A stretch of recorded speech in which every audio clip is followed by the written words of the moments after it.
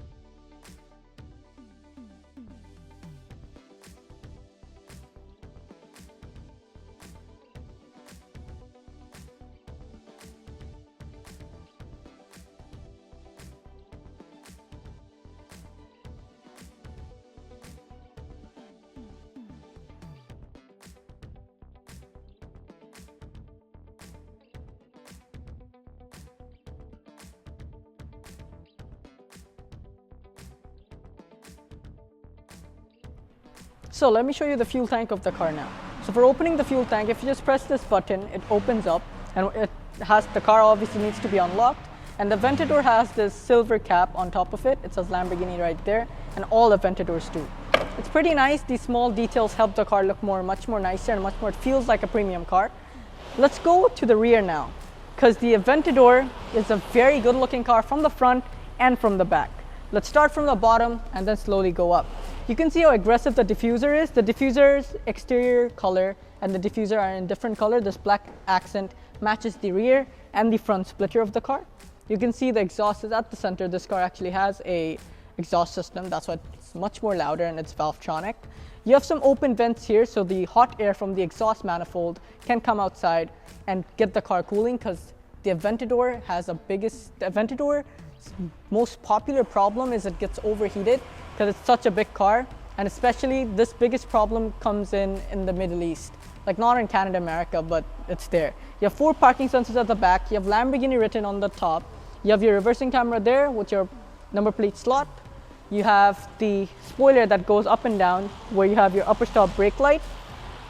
You can see the V12 inside because this car has the glass panel, but the convertible version doesn't have it, it's closed. But for showing you guys the engine, I have to open the engine, I have to open the car's panel for showing you guys the engine. So if we go inside, and if I open the car's, and then if I just pull this, there it should open up, and then if I just come here, I can open the engine bay, and then you guys can look at that V12. So now let's talk about the engine. The Aventador is a rear mid-engined all-wheel drive car. Now let's talk about this engine. Before we do that, let's just look at this engine in a really close way.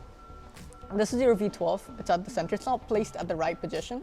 It's with all Aventadors. It has a very nice panel that holds the engine on top of it. This is the rear suspension springs. This is where you pour your car's steering oil. This is for the car's engine oil. And that's the engine oil. That's for the transmission fluid. And just look how nice the car's engine looks. And you could literally see the inside from here. Aventador has a naturally aspirated V12 that is producing 691 horsepower that Lamborghini says 700 and 509 pound-feet of torque. It has a 7-speed single clutch automatic transmission, and all of that are going to the 4 of the wheels.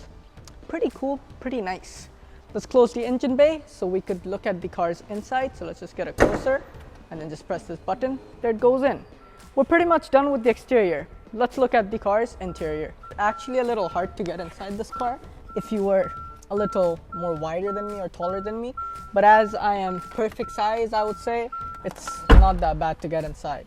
Getting inside the Aventador, it feels like a spaceship. If you look at the dash is fully in black leather and white stitching.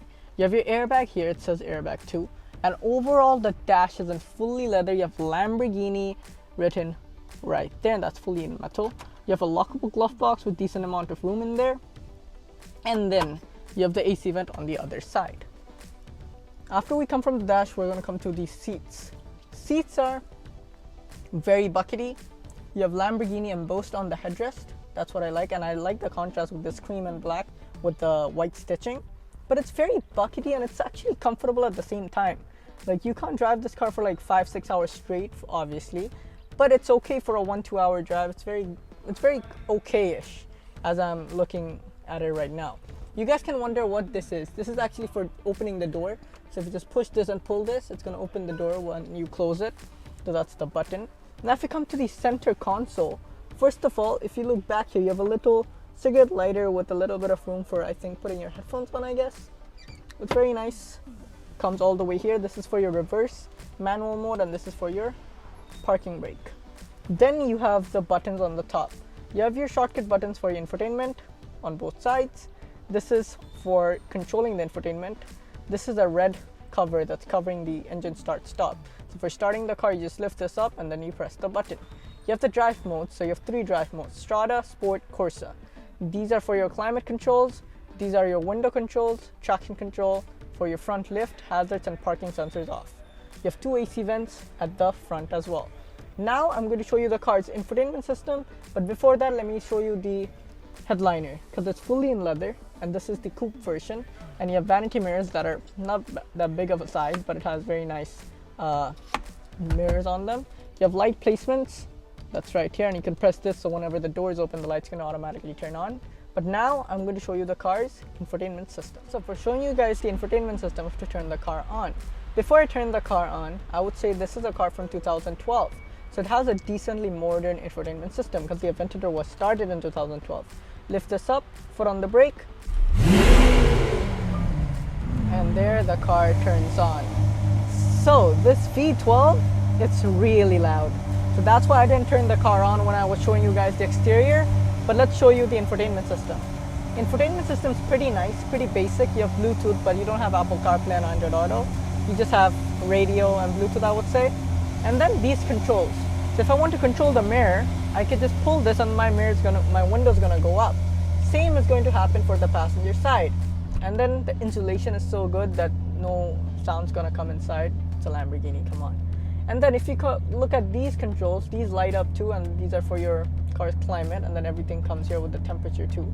So you have your AC front windshield heater, where you want the air, AC off, auto, and these are your driving modes: so Sport, Strada, Sport, and Corsa.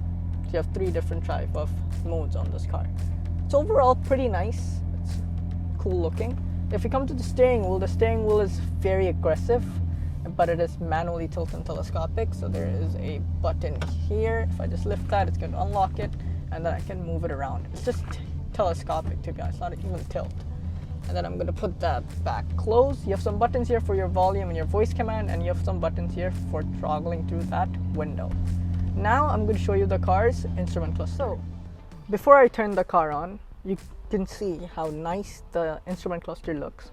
And let me just let you guys know that the instrument cluster design has been changed on the facelifted model after this game. So whenever you put the car in ignition, it slowly turns on, and then the main display turn on. I'm not going to turn the car on again because it's way too loud considering it's a V12, but you can see the basic information. So this is your car, and then it's going to tell you if any of the doors are open. So it tells you one door is open. That's for your parking brake. This is your oil temperature. This is your oil pressure. That these 2 are very important for the Aventador because this car overheats a lot. This is your car's transmission temperature, and this is your fuel gauge. The car has a check engine light right now because it's on ignition. It doesn't actually have one. And this is your RPM at the center with all your gears. And as you know, the single clutch gearbox on the Aventador is why it's famous. But it redlines all the way in 7,000 RPM with this V12 screaming. This tells you the time and date, outside temperature, and then you can control this from this button too. So you can have different type of information there, as you can see. And then you can also control the car's stereo that you have to do from that screen. But you can also do it from the main display. It looks nice. When you change the driving modes, it just says ESC off on Sport, and then when you put it on Corsa, it just says Corsa instead of Strada. But I'm going to put it back to Strada, and now I'm going to show you the car's door. If I show you the door, first of all, you have this for the brightness of the instrument cluster, then this is for your fog lights, this is for your headlights, this is for your parking lights, and this is for just putting it on auto. Then you have full leather treatment there, and then you have the car's AC vent that's placed right there. So that's for ventilating the car's inside, and it's a great position in my opinion. If we come back from there, you can see it has Aventador written on the door sills, and the car is actually white. This panel is just black, and it's PPF2 so it doesn't get scratched. And then you have the button here for opening the door, and the seats are actually powerfully controlled for the back, but it's sliding, it's manual. I can't show you the door as much because the doors go up. And then let's get out of the car because we're pretty much done showing you guys the inside. Before I close the door, you guys can see there's two buttons here. This is for the sensors for when the door goes up, so it's not going to start beaming. And then this is your reflector that's over here because the doors go up. Now let's close the door. Obviously that's frameless, but when you close the door, the windows go up. And we're pretty much done showing you guys the car's exterior. To be honest, it's a very nice car, and I'm grateful to be doing a review on this. Thanks to Toronto Auto Brokers for providing this car to me so I can do a full in-depth review. Their links are gonna be in the description, and until then, I'll see you in my next video. Have a nice day. See you tomorrow.